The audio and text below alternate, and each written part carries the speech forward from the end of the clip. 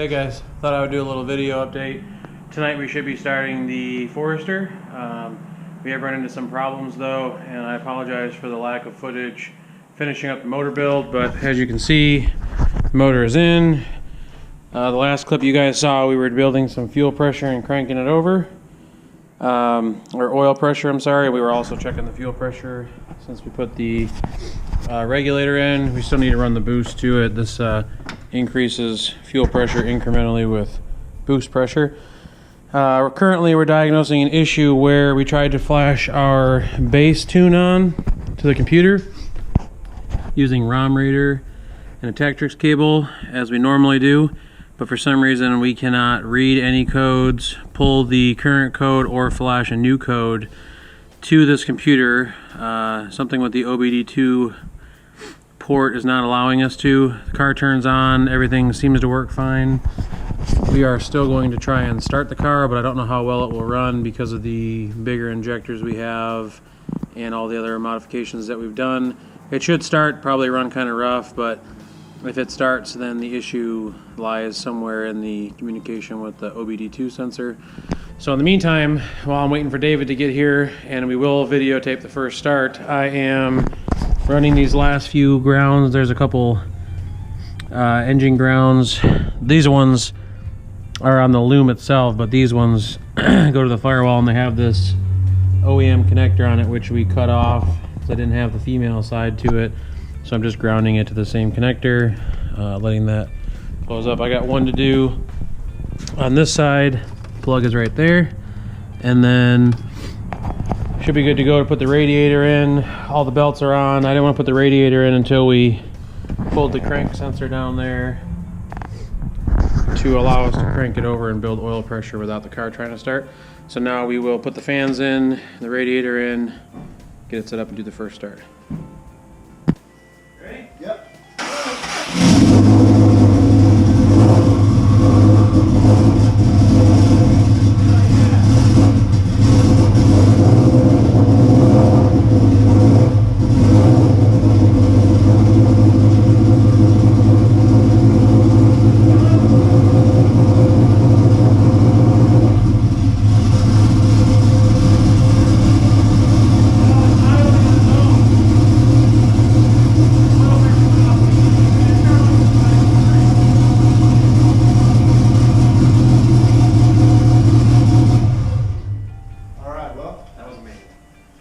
He's good. I can't believe it started too crazy. Whoa! I was like, shit. He's running a little rich with all that fuel. Dude, it sounds like a drag truck. Well, you don't have to seal the all the way on it. That was amazing. Sounded good. Sounded good. Holy shit. No leaks, anything? Nope. No puddles. Dang, we gotta know what we're doing.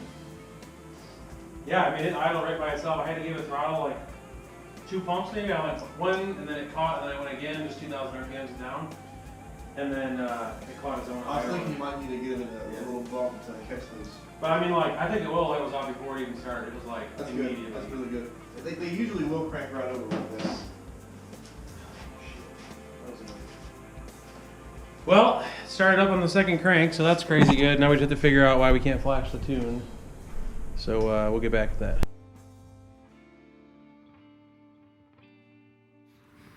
Actually, yeah, it's fucking bullshit. in all seriousness, everything fits the way that it should be, except for this thing. Yeah, the radiator's being a little bit of a... But like the intercooler fits, the motor dropped in perfectly, factory location turbo, like everything is amazing. Everything fit perfectly except the pit stop didn't fit. We had to do a bunch of research. We had to do like 3 different Transcross members before we figured it out. Everything fit perfect. Well, that's because we got the wrong one. Yeah. But with the right stuff, it works. That's still not fitting perfect. You just made it sound like we just, whoop, like lubed it up and threw it across the room, like Kobe'd it straight in there. Well, it's hard to tell if you got the wrong one because I set the other one right next to that one. I still couldn't tell the difference until I put a board over it and like. Well, it's because you weren't looking from the bottom. You can tell the difference from the bottom. That's frustrating. There's a motor in there. Yeah. I know, it went from like sitting on the engine stand for like a month and a half to It really was. Like I came to drop some stuff off and the engine's in it. I was like, what the heck? Looks Shout good. out to It's our boy David. So we have the break-in tune now. Yeah. Yeah, finally flashed. There's like a few pieces that we got screwed on, so I had all these powder coated, like all the brackets and everything. This one's not powder coated because like 3 times now I got the wrong bracket and AC pump from various people, so this isn't powder coated anymore. But initially it was like everything was powder coated, flat black, and it looked sick. And the other one was way cleaner of this, but I don't have time to polish all these things. But it looks good.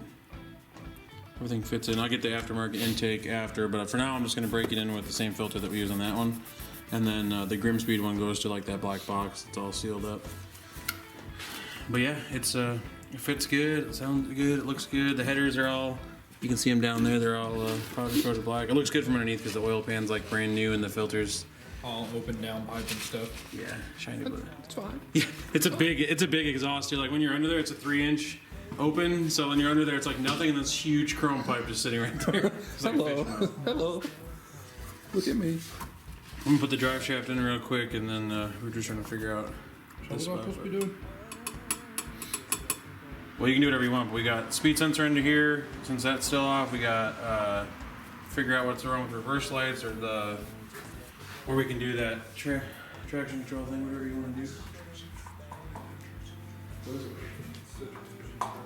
Hey, what's traction control? Oh, it doesn't have it. Okay, good. Just making sure. It's called all-wheel drive. It said TCU or whatever, TCM, I just thought it was Then we made a big mess because, so last night in the panic, we're like, oh, let's fucking throw a radiator in and go. And the fans didn't fit, so I was like, we're taking this one out. So we took this out and coolant spilled everywhere, and then it ended up still not. Oh, the plugs are different too, so we'll have to figure that out. But God, I knew they were. God, I'm tired of these garbage. so I read on Mishimoto's thing online, and it says it's plug and play, but it's not really. It says you got to buy a pigtail for the newer style. So I guess they pre-wire all of the shrouds for the newer style WRXs, and then you can buy the conversion pigtail from Subaru. But that's why we had to wire it in, even though we shouldn't have had to. And then it's still different on that one. So, you know what that tells us? That means we either A, have to cut these off, or, I don't know, it's pretty much our only option. Unless I can probably cut the ones off that fan, and then hope you don't ever have to have stock fans again. I'm gonna do drive shaft first, I don't want to I'm worry gonna cut about them with a grinder. Yeah, so that's where we're at. Says, the only thing we got left to do is You want to poke it in there so I can hear it? I got to put in the AOS, which I did. I put it sleek. I had not inserted it into the strut tower here, so it's gonna sit like right here out of the way, and it'll look good with the regulator.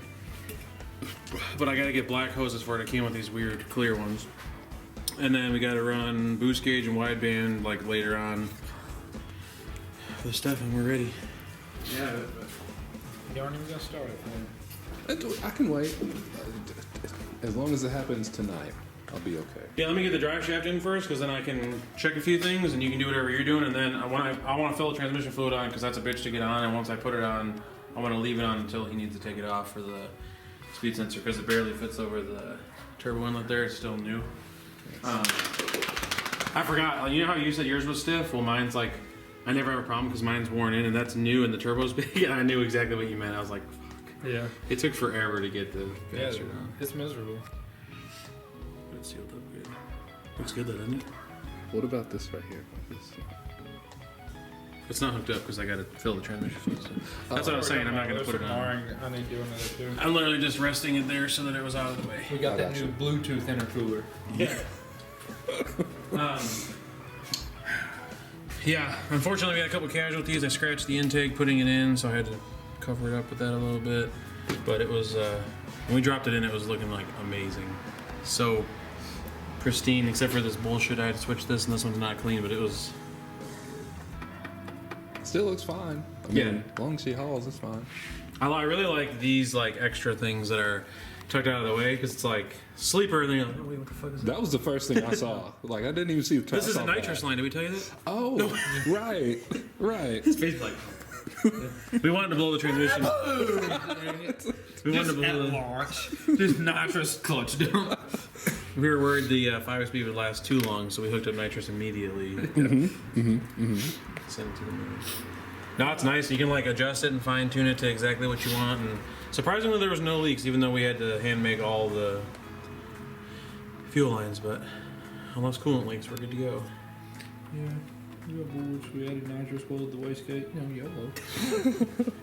I saw everybody's getting into it, so this is internally gated because I want the sleeper thing. And then the other day, David sent me a link to the same downpipe I have, but for a external wastegate bung. Yeah. And he just put a smiley face on there. I was like, bastard. It's fine. It's fine. Is it though? If it doesn't see 40, I mean, are you really driving it? I saw somebody else talking about pushing 28 with this turbo. Oh yeah, it'll make plenty of boost. It's a shame too because like up until yesterday, all the interior is back in. Like vacuumed the carpets, everything was back in. The heated seat switches work and everything. And then last night in the Mad Dash, we had to pull the carpet up on the other side and all the dash out. And I was like, it was looking like sit in it and go. Still is. Still is. What are you using? Just brake fluid? Make sure someone take DOT 32. I think DOT 4 get put in there. I don't know, put corn juice in there. It's gonna work. Hydraulic fluid. Extra E. Don't mind me. Just gonna. I need a stool. Oh, I okay. need some hair. This guy. Where was that tower we were standing on? There she do.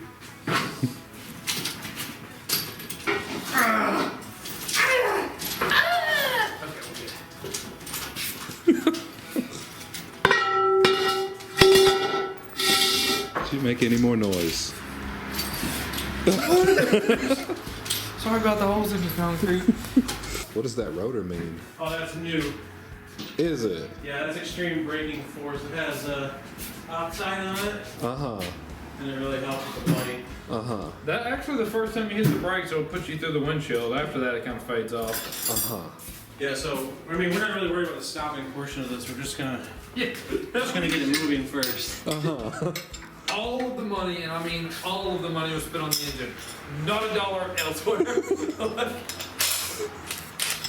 Let me tell you, it makes a difference to have real brakes. That last job we went on, I was like, oh wow, that's nice. I can stop. Well, I'm gonna take one of these wires that I pulled out of that wiring harness from another year model car. I'm gonna twist it together. I'm gonna poke it through a hole in the dash, run it out here, twist it with another one. Then we'll run some jumper wires from the hot and the cold over there. I'm gonna try and get Jordan to start this thing on jack stands and see if the speedo moves. And if it does, I'll know exactly how I need to hardwire it. I think I really am about to just run all of this stuff like around the freaking, like, about to run a wire around the window, run some jumper cables and see if it works. And if it is, I'll know how before I take time like hardcore wiring everything up, making it pretty. Not a bad idea. Yeah, not a bad idea. Do it. Well, Just for you.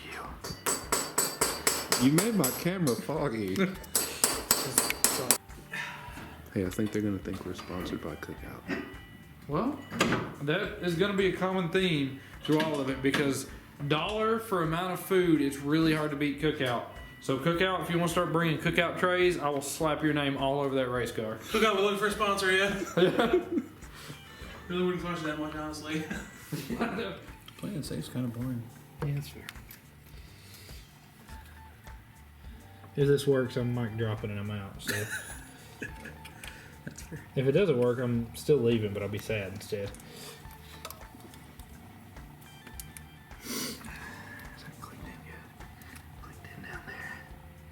Alright, well, fuck them, you know? Let's blow something up. Let's take all this shit off. God, I gotta watch my language. Every time I turn around, Remy's filming. This program's not for children. They got headlights.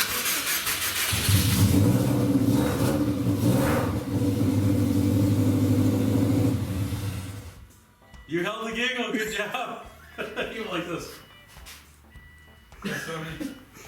Sounds good, doesn't it? Yeah, it cranks like second turn. Wait. It's deep. It's got that Subi rumble. That's all I wanted, Jordan. And you wanted to go all equal length headers, and you wanted to make it sound all race car. Nope, street car, unequal length. Shake the floor. I like it. Well, actually, I like both because I thought I didn't like it, and then it's funny because David and Kyle were over, and they are like, you know, they work at Subaru. They like the Rumble too. But David said that after the tarmac rally, he was like, I kind of like the equal length. Well, it started. We got 4 wheels on. Yeah, they were moving. We're almost there. The clutch and the radio, you pretty much drive it right now. Yeah. Yeah, I got changed after 50 miles, anyways. So. The oil? Yeah, the braking because it's gonna have metal shavings in it from breaking 50? in. 50 miles, yeah. You do like 50, 500, 1500, 3, something like that. Yeah. So you put shitty like non-synthetic, just junk. I had Pennzoil, whatever, and you drive it 50 miles. That gets all. You get a really heavy oil that takes all the metal shavings out from the ring seating and everything. Then you put the Motul braking oil, which I have over there, the good quality stuff, and then you do it like 500, 1500, and then up to 3000, and then you switch to your regular oil. But you can dyno tune I checked the sheet the other night. It says after like 800 or 900 miles. But the first 50, basically, I just drive around the block and go to work and back. So we don't even really need the speedometer and stuff for that. It'll be during the day. Just break it in. As soon as I get the radiator done, we have to bleed the coolant system and make sure that there's no leaks and it doesn't want to overheat or anything, and then take it for a spin.